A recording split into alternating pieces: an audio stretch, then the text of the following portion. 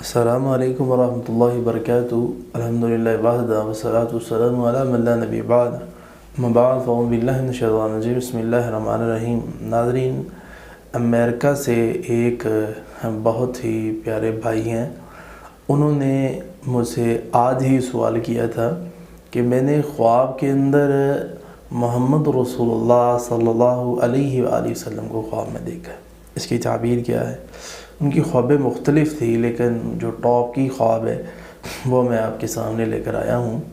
تو وہ بڑا ہی اہم اور قیمتی سوال ہے ان کا۔ تو ناظرین، ایسا خواب ایک عام آدمی، نارمل شخص یا گنہگار آدمی کو نہیں آتا، کسی اچھے شخص کو، نیک انسان کو یہ خواب آتا ہے۔ باقی اس کی تعبیر کیا ہے؟ اس کی تعبیریں اتنی ہیں کہ میں آپ کے سامنے رکھ نہیں سکتا۔ تو بہت تعبیریں ہیں اس کی، اہم اور بہترین تعبیریں جو کہ ان کی زندگی کے ساتھ ریلیٹڈ ہو سکتی ہیں، مل سکتی ہیں، وہ میں آپ کے سامنے مخصوص تعبیریں رکھوں گا۔ وہ تعبیریں کیا ہیں؟